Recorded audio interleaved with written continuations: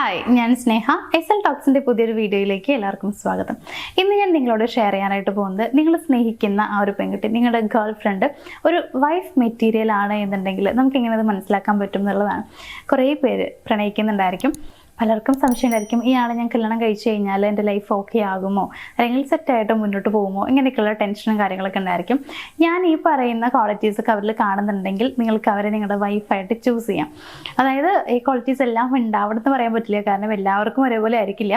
എങ്കിലും ഇതൊക്കെ ഉണ്ടെങ്കിൽ ഏറ്റവും നല്ലതാണ്. അപ്പോൾ നമുക്ക് എന്തൊക്കെയാണ് ഒരു വൈഫ് മെറ്റീരിയൽ ആയിട്ട് അവരെ ചൂസ് ചെയ്യണം എന്നുണ്ടെങ്കിൽ അവർക്ക് ഉണ്ടായിരിക്കേണ്ട ക്വാളിറ്റീസ് എന്നുള്ളത് നോക്കാം. ഒന്നാമത്തെ പോയിന്റ് എന്ന് പറയുന്നത്, ഏതൊരു സിറ്റുവേഷനിലും നിങ്ങളുടെ കൂടെ നിൽക്കും എന്നുള്ളതാണ്. ഇത് ഏറ്റവും നല്ല പാർട്ട്ണർക്ക് വേണ്ട ഏറ്റവും നല്ല ക്വാളിറ്റിയാണ്. ഇപ്പോൾ എന്ത് വിഷമം വന്നു കഴിഞ്ഞാലും നമ്മളുടെ കൂടെ നിൽക്കുക എന്നുള്ളത്. ചിലരൊക്കെ ആ ഒരു സമയത്ത് മാത്രം നമ്മൾ ഇട്ടേച്ച് പോകുന്നവരുണ്ട്. അതായത് അവരുടെ കാര്യം നോക്കി പോവും, നമ്മളൊന്നും വലിയ രീതിയിൽ പിന്നെ അങ്ങോട്ട് മൈൻഡ് ചെയ്യില്ല. എന്താ വെച്ച് കഴിഞ്ഞാൽ നമുക്കുണ്ടായതൊരു വിഷമമാണല്ലോ, അപ്പോൾ അതിൻ്റെ കൂടെ നിന്ന് കഴിഞ്ഞാൽ അവർക്കും നഷ്ടം വരുമോ എന്നൊക്കെയുള്ള പേടിയൊക്കെ ഉണ്ടായിരിക്കും. അപ്പോൾ അതുകൊണ്ട് തന്നെ കൂടെ നിൽക്കാൻ മടിക്കുന്ന കുറേ പേരുണ്ട്. പക്ഷേ ഏതൊരു സിറ്റുവേഷനിൽ നിങ്ങളുടെ ഒപ്പം കട്ടയ്ക്കായിട്ട് നിൽക്കുന്ന ഒരു പെൺകുട്ടിയാണെന്നുണ്ടെങ്കിൽ യാതൊരു പേടിയും വേണ്ട. നിങ്ങൾ കുറച്ച് വിശ്വസിക്കാം, ആള് നിങ്ങളുടെ ലൈഫ് ലോങ്, നിങ്ങളുടെ ലൈഫിൽ എന്ത് പ്രശ്നം വന്നു കഴിഞ്ഞാലും നിങ്ങളുടെ കൂടെ തന്നെ നിൽക്കുന്നുള്ളത്. ലൈഫ് ലോങ് നിങ്ങളുടെ കൂടെ ഉണ്ടായിരിക്കും ആ ഒരു പേഴ്സൺ. നിങ്ങൾക്ക് എത്ര വിഷമമുള്ള കാര്യമാണെങ്കിലും, എനിക്കിപ്പോൾ എന്തൊരു കാര്യം അങ്ങോട്ട് ചെയ്യാനായിട്ട് പേടിയും കാര്യങ്ങളൊക്കെ ഉണ്ടെങ്കിൽ, ഫേസ് ചെയ്യാനുള്ള പേടിയൊക്കെ ഉണ്ടെങ്കിൽ, ഈ ആള്, ഈ ഒരു പെൺകുട്ടി നിങ്ങളുടെ കൂടെ ഉണ്ടായിരിക്കും. അപ്പം അങ്ങനെ ഒരാളാണെന്നുണ്ടെങ്കിൽ അത് വളരെ നല്ലൊരു കാര്യമാണ്. അപ്പോൾ ഈ ഒരു ക്വാളിറ്റി ഉണ്ടോ എന്നുള്ളത് ചെക്ക് ചെയ്യാം. ഇനി രണ്ടാമത്തെ ഒരു കാര്യം എന്ന് പറയുമ്പോൾ, നല്ല അഡ്വൈസുകളൊക്കെ ആൾ തരും എന്നുള്ളതാണ്. ഉദ്ദേശിക്കുന്നത് ഇത്രയേ ഉള്ളൂ. ഇപ്പം നമ്മൾ ക്യാഷ് ഒക്കെ ചിലവാക്കുന്ന കാര്യത്തിലാണെന്നുണ്ടെങ്കിലും നിങ്ങളുടെ അടുത്ത് ഒരുപാട് ക്യാഷ് ചിലവാക്കാനായിട്ട് ആൾ പറയുമൊന്നുമില്ല. അതായത് വലിയ രീതിയിൽ ചിലവാക്കണ്ട, ഫ്യൂച്ചറിലേക്ക് മാറ്റി വയ്ക്കുക, എനിക്ക് വേണ്ടിയിട്ടാണെങ്കിൽ പോലും ചിലവാക്കണ്ട എന്നുള്ളൊരു മൈൻഡ് ആയിരിക്കും ആ ഒരു പെൺകുട്ടിക്ക് ഉണ്ടായിരിക്കുക. അതുകൊണ്ട് തന്നെ അങ്ങനെ ക്യാഷ് ഒക്കെ സേവ് ചെയ്ത് വെക്കാനായിട്ട് ഒരുപാട് നിങ്ങളോട് പറയുന്നുണ്ടായിരിക്കും, സപ്പോർട്ട് ചെയ്യുന്നുണ്ടായിരിക്കും എന്നുള്ളതാണ്. ഇത് വളരെ നല്ലൊരു ക്വാളിറ്റിയാണ്. കാരണം ഇന്നത്തെ ഒരു കാലത്ത് എന്നൊക്കെ പറയുമ്പോൾ ക്യാഷ് ഏത് വഴിയാണ് പോകുന്നത് നമുക്ക് പോലും അറിയാൻ പറ്റില്ല. കാരണം ചിലവ് വളരെ കൂടുതലാണ്. അതുമാത്രമല്ല, ഏതൊരു പെൺകുട്ടിയാണെന്നുണ്ടെങ്കിലും ഒരു ലക്ഷറിയസ് ലൈഫൊക്കെ ആണല്ലോ ആഗ്രഹിക്കുന്നുണ്ടാവുക. അപ്പോൾ അങ്ങനെ അല്ലാതെ തിരിച്ച് ക്യാഷ് ഒന്നും ചിലവാക്കണ്ട എന്നുള്ള രീതിയിലൊക്കെ അവർ പറയുകയും അതിന് വേണ്ടിയിട്ട് നിങ്ങൾക്ക് നല്ല നല്ല അഡ്വൈസുകളും കാര്യങ്ങളൊക്കെ തരുന്നുണ്ടെങ്കിൽ അത് വളരെ നല്ലൊരു ക്വാളിറ്റിയാണ്. ഇതുമുണ്ടോ എന്നുള്ളത് നോക്കുക. ഇനി മൂന്നാമത്തെ ഒരു കാര്യം എന്ന് പറയുന്നത്, ആൾക്ക് വഴക്കുണ്ടാക്കാനൊന്നും വലിയ താല്പര്യം ഉണ്ടാവില്ല. ഒരു പീസ്ഫുൾ ലൈഫായിരിക്കും എപ്പോഴും ആഗ്രഹിക്കുന്നുണ്ടാവുക.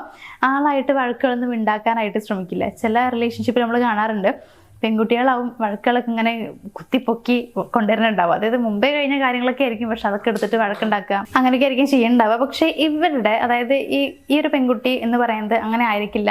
വഴക്കുകൾ വല്ലാണ്ട് ഉണ്ടാക്കില്ല. അഥവാ വഴക്കുകൾ ഉണ്ടായാൽ തന്നെ ആളത് സോൾവ് ചെയ്യാനായിരിക്കും എപ്പോഴും കൂടുതലായിട്ട് ശ്രമിക്കുന്നുണ്ടാവുക എന്നുള്ളതാണ്. ഇനി നാലാമത്തെ ഒരു കാര്യം എന്ന് പറയുന്നത്, നിങ്ങൾക്ക് എത്ര വേണമെങ്കിലും ആ ഒരു പെൺകുട്ടിയുടെ മുമ്പിൽ വെച്ച് കരയാൻ പറ്റും. അതായത് നിങ്ങളൊന്ന് കരഞ്ഞു എന്ന് വെച്ചിട്ട് ഒരിക്കലും നിങ്ങളുടെ ഏറ്റവും മോശമായ വശമാണ് അത് എന്നൊന്നും ആ പെൺകുട്ടി വിചാരിക്കില്ല. അപ്പോൾ അത് വെച്ചിട്ട് നിങ്ങൾ എന്തിനാണോ കരയുന്നത്, ആ ഒരു കാര്യം വെച്ച് പിന്നീട് നിങ്ങളെ ഓരോന്ന് പറഞ്ഞ് കുറ്റപ്പെടുത്തുക, അല്ലെങ്കിൽ നീ ഇങ്ങനെ കരഞ്ഞില്ലേ എന്നൊക്കെ പറഞ്ഞ് കളിയാക്കുക, അങ്ങനെയുള്ള സംഭവങ്ങളൊന്നും ഒരിക്കലും ഉണ്ടാവില്ല. നിങ്ങളുടെ ഫീലിങ്സ് വളരെ കൃത്യമായിട്ട് ആൾക്ക് മനസ്സിലാക്കാൻ പറ്റും. അതുകൊണ്ട് തന്നെ നിങ്ങൾ കരഞ്ഞു കഴിഞ്ഞാൽ നിങ്ങൾ കൂടുതൽ ആളെ ആശ്വസിപ്പിക്കാൻ ശ്രമിക്കും.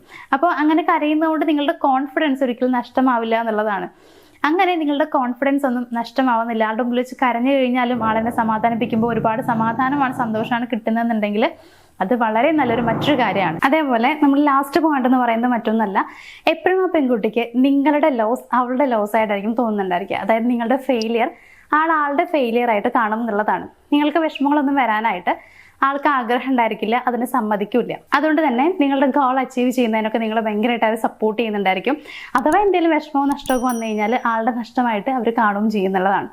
ഇത്രയും കാര്യങ്ങൾ, ഇത്രയും ക്വാളിറ്റീസ് ആ ഒരു പെൺകുട്ടിയിൽ ഉണ്ടെങ്കിൽ നിങ്ങൾക്ക് യാതൊരു പേടിയും വേണ്ട, ഉറപ്പിക്കാം അവരെ നിങ്ങൾ വൈഫ് മെറ്റീരിയൽ ആയിട്ട് ചൂസ് ചെയ്യാം. അതായത് വൈഫായിട്ട് നിങ്ങൾ ചൂസ് ചെയ്യുന്നതുകൊണ്ട് ഒരു നഷ്ടവും നിങ്ങൾക്ക് ഉണ്ടാവില്ല എന്നുള്ളത്.